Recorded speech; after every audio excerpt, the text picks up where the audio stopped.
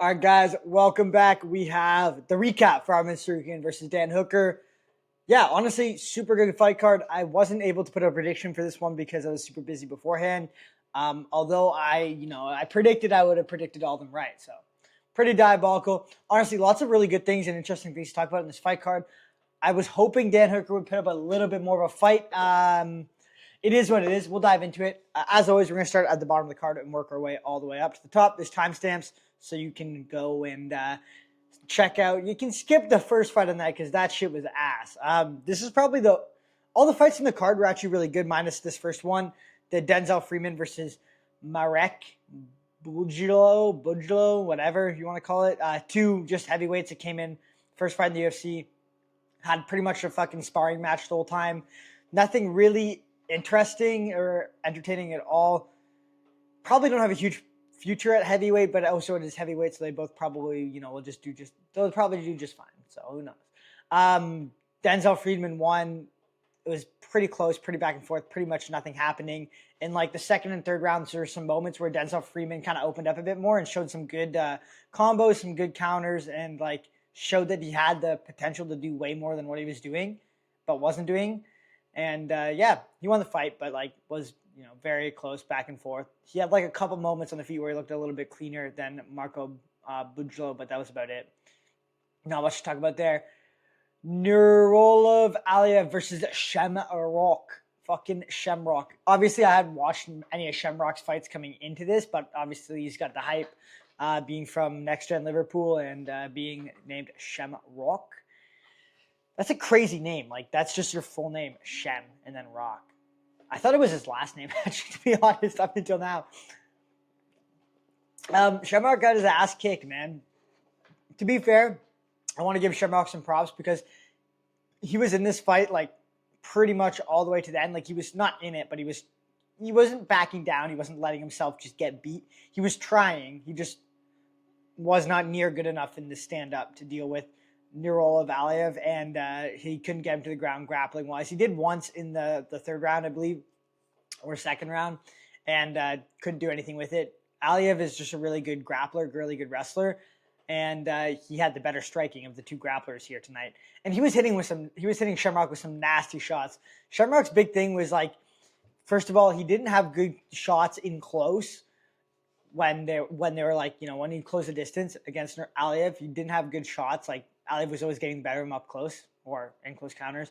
And he didn't have anything that was hurting Aliev. Like, everything Shamrock was throwing, like, it wasn't awful. Like, his striking isn't awful. It's not good. It needs work for sure. It wasn't awful. Like, I've seen worse people in the UFC with worse striking, but it just nothing he had anything on it that was gonna, make Aliev take a step back or go like, "Ow, fuck that hurt," or even like KO him. Like, his only way after like the second round, even after the first round, pretty much like Shamrock's only way of winning this fight, realizing he's not going to win in the grappling, he's not going to win in the striking, was to kind of just go Hail Mary, make it a bar fight and throw with everything you got. And one, he didn't do that, but two, even if he did that, it didn't seem like he had the power to hurt Aliev, and for sure Aliev would have hurt him first. So he was kind of just out of options in this fight. Aliev was using some beautiful, like, 1-2 step through and then left hands over the top on Shamrock, literally hitting him with that left hand over the lead jab or just over the top of the guard every time, like blasting him. Shamrock took a lot of damage in this fight. But Aliev was just a better striker, like pretty much everywhere. Shamrock, the only thing that he was doing that was kind of working was the body kicks at range and like sometimes head kick. But first of all, he doesn't set it up with anything. He just throws it out really long and rangy. Second of all, it doesn't have an insane amount of power or anything on it. So it's like, and it's fucking obvious, so you just block it. And that was about it, yeah. So Shamrock needed to work on his striking a bit and maybe, his grappling takedowns and just control. The problem with this fight for Shamrock was, like, if he fought anybody else in the UFC, not anybody else in the UFC, but like for a first fight going against Nurolo Aliev, that's a tough first fight, especially stylistic matchup.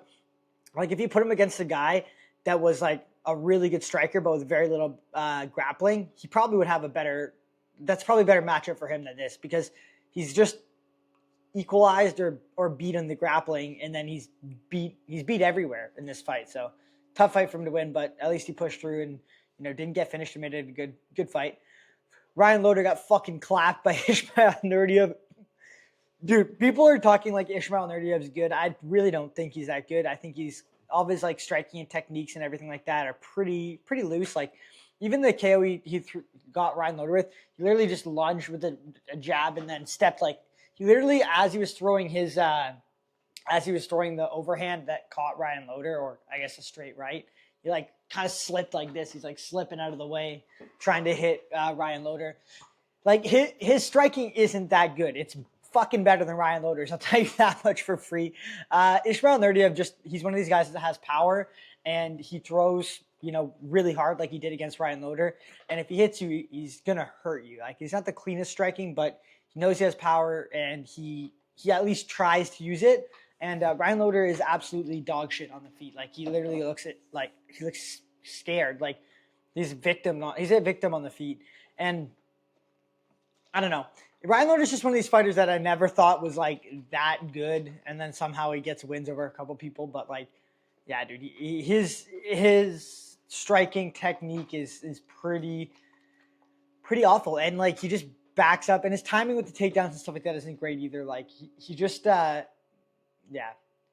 just not it. He got flatlined, so we'll see. I think he's 2-1 in the UFC, something like that. I don't know if he'll get cut, but. I know he won the Ultimate Fighter, but like, dude, maybe one of the weaker fighters to come out of the Ultimate Fighter, in my opinion. All right, this one, Beksai Amakan versus Ilya Tuporev. This is a little bro, big bro. I feel for Alexander Tuporev, to be honest, man, because as a big bro myself with younger siblings who like have started a sport that I started and actually almost outperform you in that sport. It's tough, man, because you want to be that guy. You don't like your siblings are the guy. You got them into it. You've been like he's been coaching his brother, and his brother's like the world champion. And it's like, damn, like that should have been me, or that could have been me, right? So I get where this dude is coming from.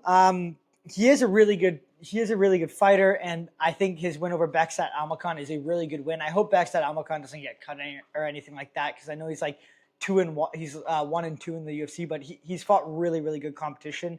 And he's been close against every single one of them. I mean, he lost to fucking Umar and Alexander Tuporev. Like, come on, dude. And he did a good job against both these fighters. And before you guys say like, oh, I was listening to some breakdowns, recaps, and they're saying, man, Alexander Tuporev masterclass. Dude, not really at all. Like, he got beat in the first round for sure, in my opinion. I think they gave him 3 rounds. Some people gave him 3 rounds. I can't remember. I thought he got beat in the first round.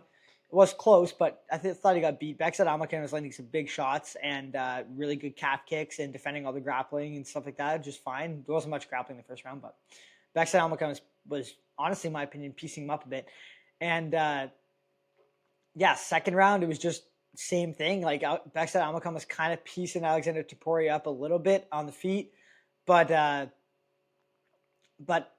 Tuporev just kind of walks like he's the same as Ilya. He kind of just walks forward looking to land power shots, right? So he's getting hit a lot more than the other person, but he's landing with more power. And this is only always the reason why I thought like somebody like Max Holloway or Volkanovski could do a really good job against somebody like Ilya Tuporev is because they can just stay on the back foot and just like literally pick them apart at range because they're literally just walking forward like this.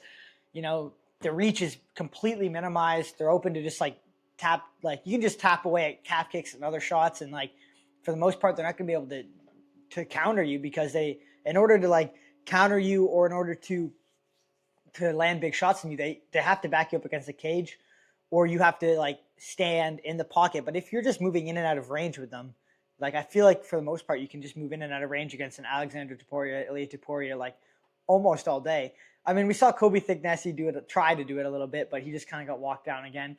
And I guess the thing is, like, eventually, like, they will just walk you down and land a couple big shots.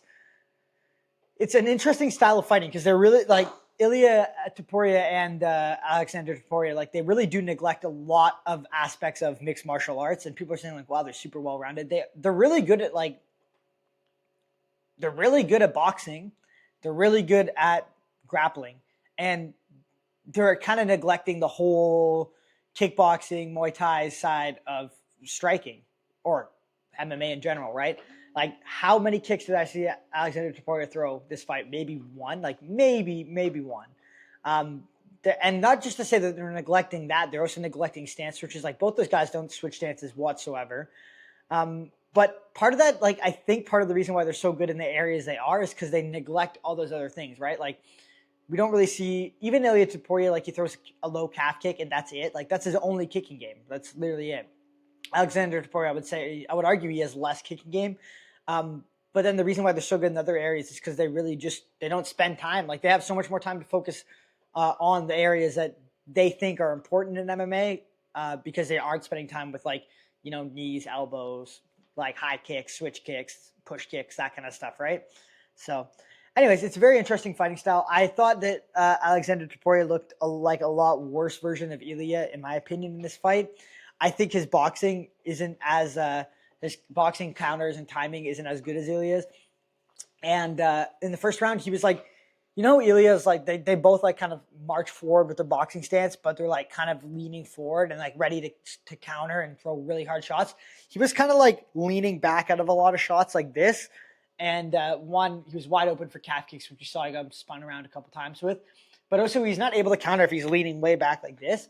So that was a little bit weird to me in the first round, where he was just like, sometimes instead of like bouncing out of range or just standing in the pocket and countering, he would just lean back and he wouldn't be able to counter at all. And then Beksai Amakan would like keep pressuring him forward. And then eventually you'd have to he's a bit off balance and then you have to take a step back. So that seemed a bit weird. And then whenever he's walking down Beksai Amakan, he's always crossing his feet, which is like, the first thing that you're told not to do when you enter any striking class. Don't cross your feet because then you're off balance. You can't counter properly, all this kind of stuff. And to be fair, like, he does a very good job of winning fights doing what he's doing. But in all those positions where he was crossing over his feet, trying to like cut off the cage from Beksai or cut off the cage on Beksai Amakan, he wasn't countering when he was crossing his feet like that. He wasn't throwing shots when he was crossing his feet like that. He was eating low kicks when he was crossing his feet like that. So yes, he won the fight, and yes, he was doing those things.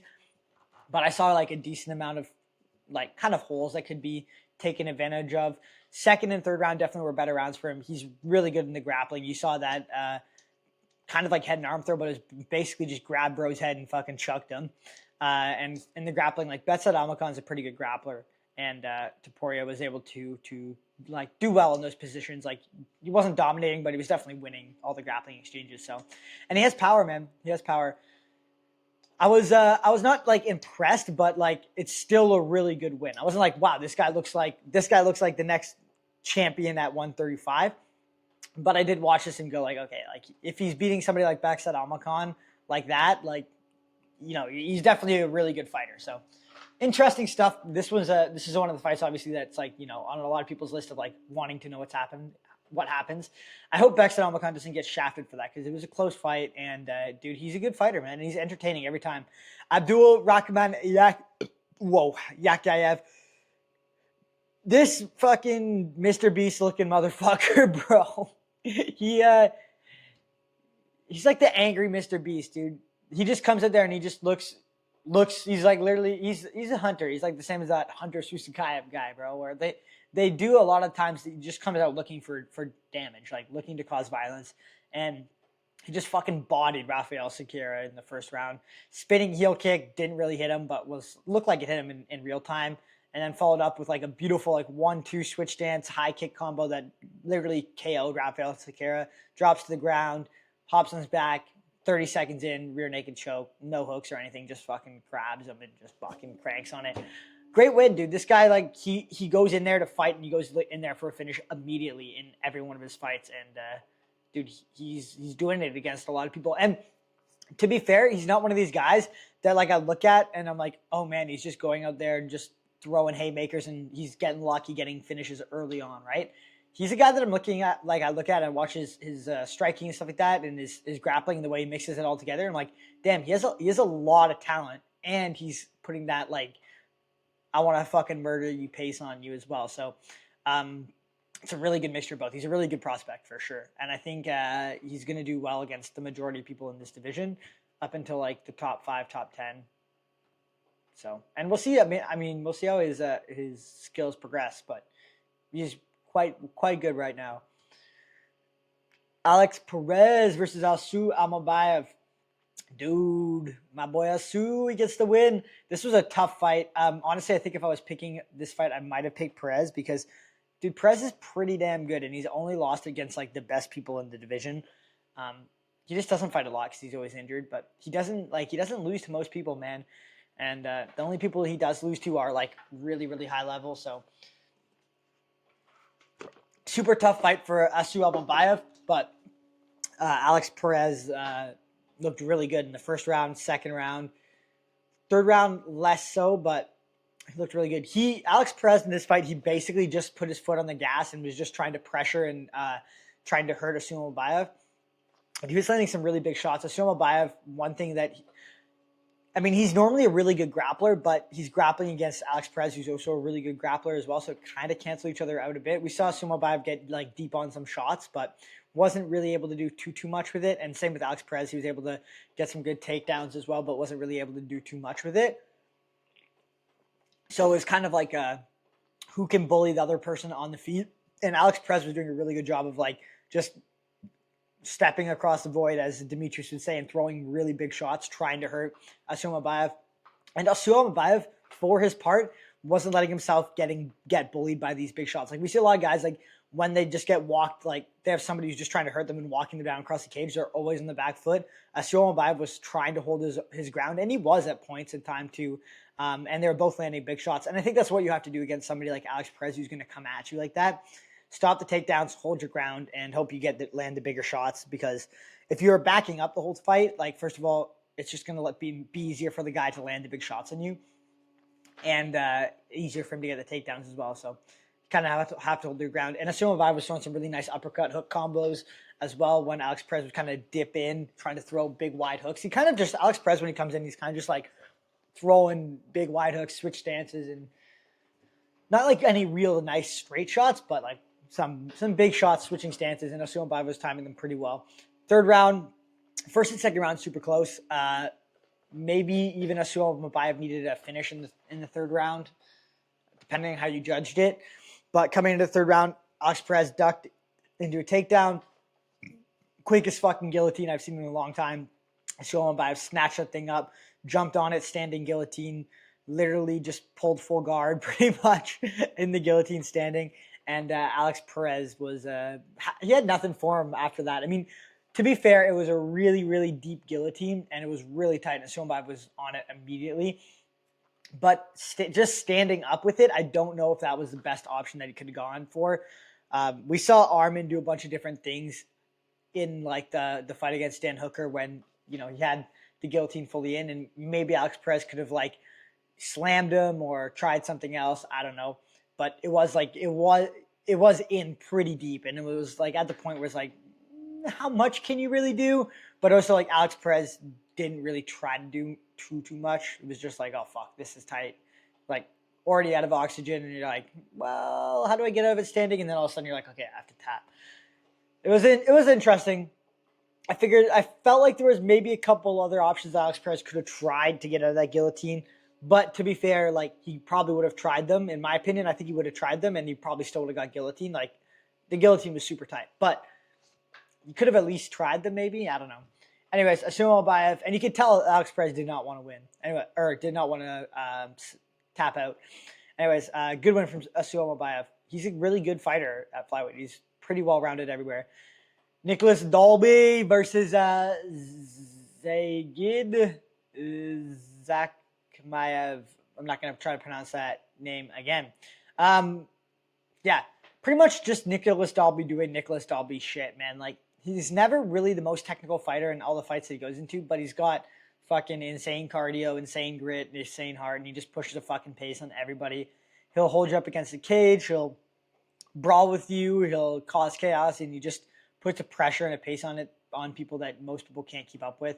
And he's pretty good everywhere. So great win from Nicholas Dolby. It was a close fight, quite a close fight, but I thought Nicholas Dolby won. He just did a little bit more output-wise everywhere throughout the fight. It was a split decision, but I thought it was a Nicholas Dolby win. nothing really to write home about. It wasn't like the most exciting fight, but just Nicholas Dolby doing Nicholas Dolby things, bro. Bogdan Grad versus Luke Riley. Holy fucking shit, bro. Luke Riley, man. Haven't really watched Luke Riley fight, minus some highlights on Instagram and shit like that leading into this. One of like the good strikers from Next Gen Liverpool. Dude, when he got on the mic afterwards, like, I know like different accents for. I speak English. I had to put fucking subtitles on when this. He's worse than Patty, man. Like, I don't understand how accents get that far, like, strayed from. That's not English. That's a fucking different language, bro. Listening to this guy talk on the fucking mic, I was like, dude, what? But all in all, great fight from Luke Riley. Good little promo. That was shite, mate. This is fucking bummed. First round, to be fair, he got fucking dominated by Bogdan Grad. And that was always the problem with this fight with Bogdan Grad against Luke Riley. Is like, Bogdan Grad is one of these guys who's just, he's going to push a pace. He's going to make it a grimy fight. And he's going to try to hurt you everywhere. And he did try to do that to Luke Riley. But he's just a little bit too wild. And against a good striker that usually is able to get knockouts and find a home for that shot, like Luke Riley, it's tough, man. It's tough. It's hard to be like wild, push a pace like that without getting clipped with a clean shot for 15 minutes. So, kind of one we saw, coming, unless Bogdan Grad was able to like do a lot of damage on the ground or cut Luke Riley open or finish the fight in the first round or second round when he had him on his back. But I was a little bit surprised how easily the takedowns came and like how good Bogdan Grad was in the grappling exchanges against Luke Riley. Like, he didn't dominate Luke Riley in those situations, but he did do very, very well. And he's not really known for being like a really good grappler. Like, he's an okay grappler. So Luke Riley has some work to do in the grappling if he wants to go against high levels in this division. But great fucking striker. Insane knockout. Like, super clean 1-2. Bogdan Grad throws a counter shot, step off, boom, perfect left hook. Spun the jaw. Bogdan Grad immediately hopped on him and hit him with some nasty ground and pound shots. Bogdan Grad had like got his consciousness back for a second, starts throwing fucking punches like this, and then immediately gets knocked out. Instead of trying to like grab Luke Riley and do like a full guard or anything, just like starts throwing a couple random like punches up off his back and then just boom, bro. Yeah. Bogdan Grad, to be fair, did look quite good in the first round, but yeah, it was kind of one of those ones that's like kind of saw coming, but I didn't expect the first round to be that dominant for Bogdan Grad. So yeah. Anyways, good fight for Luke Riley. Huge prospect. Entertaining fight as well. Tagir Ulanbekov versus Kyogi Horiguchi. Tagir Ulanbekov, bro, fuck this guy. I don't think anybody likes this dude. Which is, I mean, who knows what he's like, and I feel bad for him for just saying that, but like, fuck this guy, bro. Like, nobody likes this dude. People are saying he's like the worst from Khabib's camp and stuff like that, which is kind of brutal to say, but he also kind of is. He's really like, if you put him in context anywhere else and like as a fighter, like he's a pretty damn good fighter. Like he's up there in the top like 15 of flyweight, and he's pretty skilled. He's definitely a little bit big for the division, a little bit of a weight bully, but yeah, he's still a really good fighter. But people are just like comparing him to Islam and Khabib and stuff like that, and being like, he's kind of shit. And compared to them, yes, he is kind of shit. So this was a fight that was interesting for me because Kyogi Horiguchi is like 5'4". He's like my height. I'm Kyogi Horiguchi height. So it's always interesting for me to see a flyweight that like has to, at that height limit or at that size that has to fight up like against a really taller opponent, and how they attack that, how they solve that puzzle. And fuck me, Kyogi Horiguchi is good, man. I haven't watched this guy fight in a long time. He's fucking good, bro. He's good everywhere. He was really, really good in the grappling. He's really, really good in the striking. Dude, I was surprised how high he got those head kicks up there, bro. The one head kick he fucking dropped Kyogi Horiguchi or Tagir Ulanbekov with was fucking nasty. But dude, watching this fight, like you can just tell that Kyogi Horiguchi, like skill wise everywhere, his skill level he's one of the best flyweights in the world. Like skill level wise, athleticism wise, he's way, way up there. Cardio, work ethic, output wise, he's way up there. He checks all the fucking boxes, man. And he's literally only lost to like some of the best fighters. Do I think that he would beat somebody like Alexander bro? Do I think he can beat somebody like Alexander Pantoja? Yes, I actually do, and there's a couple of reasons why. I think he does a lot better in the striking against Alexander Pantoja. Like I think he beats Pantoja in the striking, quite decisively, and I think in the grappling, I think he holds his own no problem against Pantoja. Like I don't think he's going to win the grappling exchanges, but I think he's going to do just fine in them to a point where he's not going to get finished or anything like that. And then it's just like a war of attrition, like who can outlast the other one. And I think Kyogi Horiguchi he's gonna be that guy, man.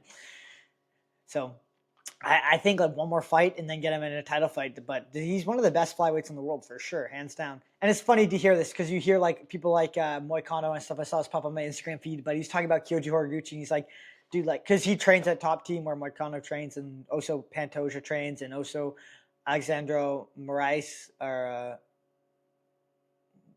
Adriano Moraes, the guy that KO'd DJ and DJ KO'd him back.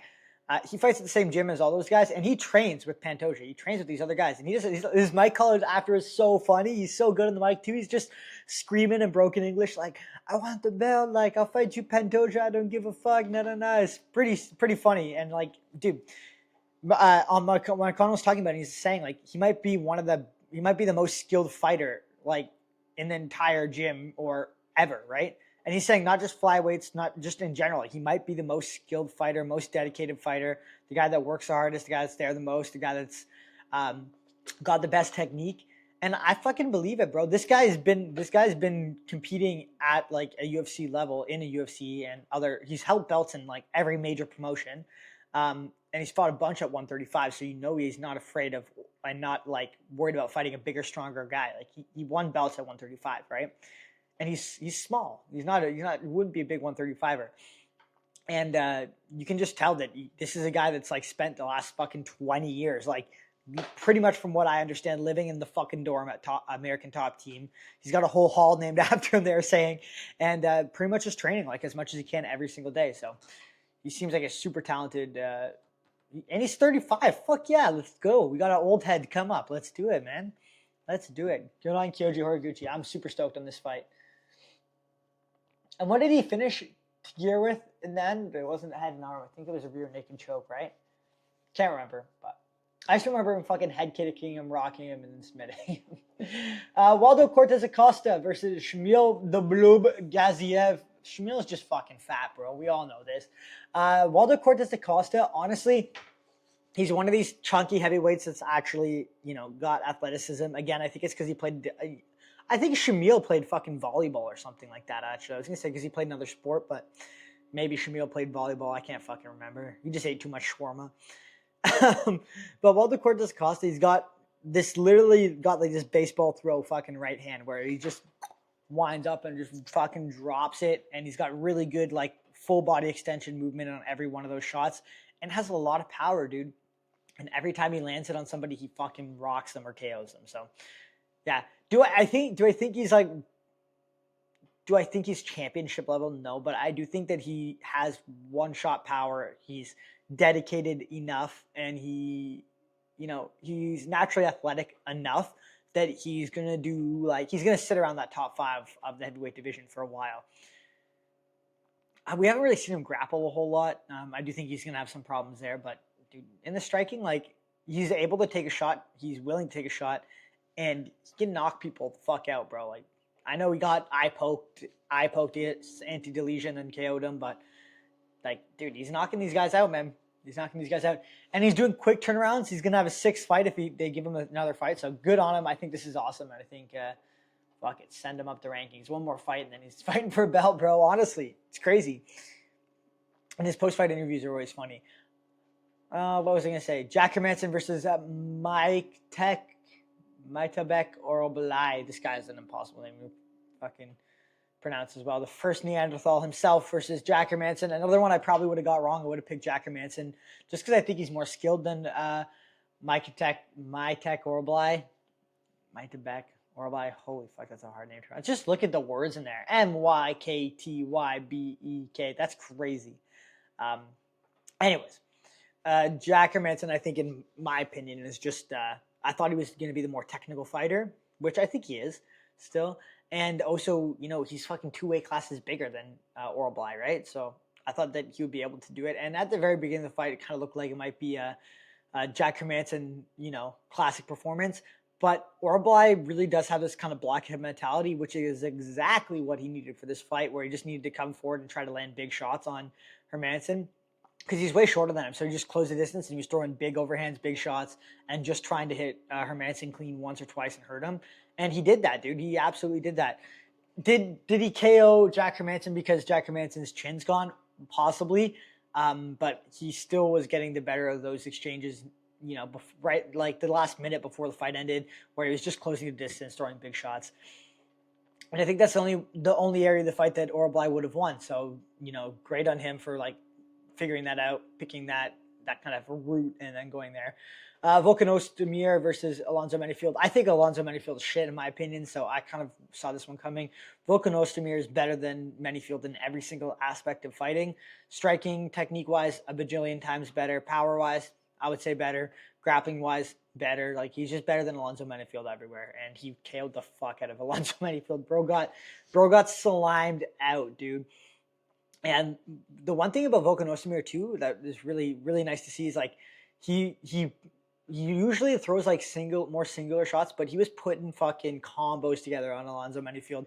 And once he had him hurt, he just didn't let up. He was just, it wasn't even just, I guess, sloppy combos or anything like that. He was throwing clean combos, good shot selection, and just looking to fucking hurt Alonzo Menifield. And he absolutely did, dude. He fucking flatlined him. So, and the uppercut into the step-in knee was really nice as well. That could not have felt good for Alonzo Menifield. Absolutely could not have felt good. We got the future. Ian Gary, I'm the future. Versus Belal Muhammad. Do I think Belal Muhammad is washed? No. But I don't think he's necessarily as good as people thought. Leon Edwards has had a fall from grace, bro. So Belal beating Leon Edwards like that isn't necessarily as hyped up as people thought it is, in my opinion. But I would have picked Gary to win this fight, and I just think, we kind of saw the reasons why, but Gary's too good on the back foot, too good at range, too good at moving in and out and throwing shots and countering. He landed some really nasty counters and right hands and stuff over the top. Really good with kicks. Really, really nasty with that front leg or rear leg oblique kick to the front knee of Belal Muhammad, and the front tee. He Belal Muhammad in the face 3 fucking times. Head kicked him. He was just way better on the feet and able to keep the range super well. And his grappling defense is really good as well. So that's the thing with Ian Gary that causes a lot of problems for people, is they can't. He's able to strike with them on the feet and keep range. He's very good at not letting the person close range and get close to him. Even Cortez had a hard time closing the range against Ian Gary. And he's either all the way in or all the way out. And even when he was fighting Cortez, anytime Cortez did try to close the distance with him, he'd either, be all the way out, or if he didn't have room to be all the way out, he's all the way in with Cortez. And Belal, he didn't go all the way in because he didn't necessarily want to be in that grappling scenario with Belal. But against people who are good strikers like MVP or like Cortez, if he couldn't stay all the way out of range with them, he would just be all the way in, and he would go with the grappling. And his grappling is better than the majority of high-level strikers, and his striking is way better than the majority of high-level grapplers in this division. So he causes a lot of problems for a lot of people, man. And he was able to do a really good job of just fucking beating the shit out of Belal Muhammad. The striking numbers are actually in Belal Muhammad's favor, but it wasn't really like that. Belal Muhammad, he landed some good shots on Ian Gary, but wasn't the same.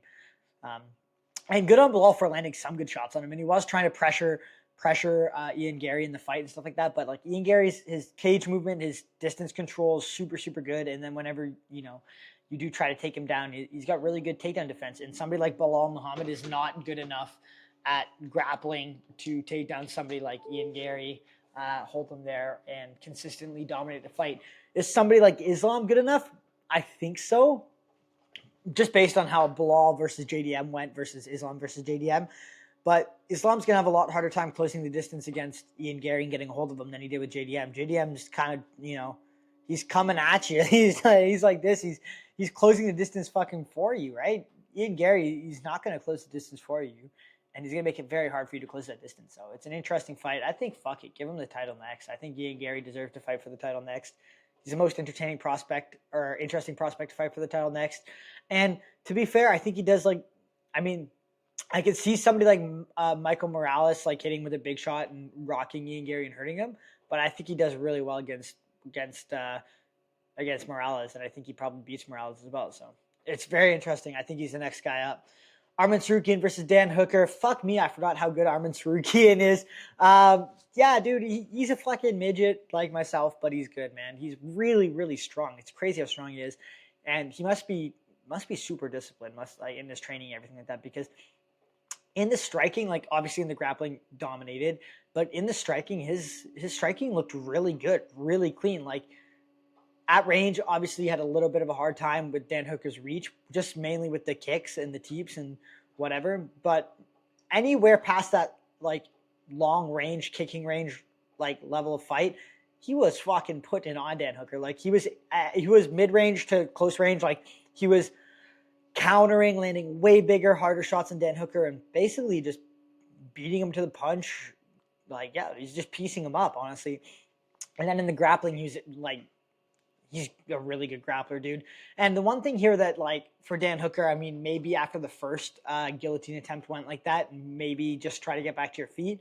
Dan Hooker did a good job of defending takedowns in the first round, but he likes to defend, a lot of the takedowns with the guillotine. And against somebody like Arman Tsarukyan, who's just fucking unguillotinable, maybe that's not the play. Because Arman Tsarukyan literally just, anytime there's a tight guillotine, somehow, even in full guard, rolls to his back and then rolls all the way through into full mount. Into full guard. Pretty wild how he's able to do that. It's like all those neck bridges that he broke his spine and missed out on the Islam fight at the beginning from. That's probably why he can do it, dude, honestly. But there's some tight guillotines, and Arman you're not going to submit him with a guillotine, so fuck it. If Charles can't do it, Dan Hooker's not going to do it, so you should try to stand up. And all the times where Dan Hooker wasn't trying to submit him or get the guillotine, when he was just trying to stand his feet, he actually did a pretty good job of defending all the takedowns. So there was some points in the first round where Arman Tsarukyan was able to pass guard and stuff like that and get into even half guard or full guard. And he was just raining down big shots. One thing about Arman Tsarukyan is he's not kind of this smudge grappler. Dude, he was throwing nasty shots. Every little area where he was able to fit an elbow in, he was fitting an elbow in. And you can see Dan Hooker's face was fucked up after this fight. And really good shot selection from Arman Tsarukyan as well. When he's in the ground and pound, he's not throwing... He's not really throwing any punches, right? And to be fair, a punch from unless you're standing up, a punch and ground and pound is it's gonna hurt, but it's not the same as a short elbow. I would take a short elbow any day over a full range punch most of the time, right? So he was doing a really good job of just I barely have any space. I'm not gonna try to throw a little punch or a half range motion punch. I'm just gonna try to drop all my weight into an elbow on Dan Hooker's face anywhere, as long as it lands on his face. Dude, he looked really good. I was really impressed with Arman Tsarukyan. Striking wise, I thought his technique striking wise would be worse than that, and I remember it being worse than that, but it looked really, really good. And then the grappling, obviously, I kind of assumed he would dominate, but I really liked how aggressive he was in the grappling. Fuck it, this guy needs a title shot next. You have to give him the title shot next against Ilya. I'm excited to see how that fight goes. It's the best matchup for these guys. So yeah. Anyways, that's my recap to the Fight Night Tsarukyan versus Dan Hooker. I hope you guys enjoyed. I know it's a long one, but I got all day to ramble here, so I'm gonna ramble. And if you haven't already, like and subscribe. I'll see you in the next video. Deuces. Where's the stop button? Boom.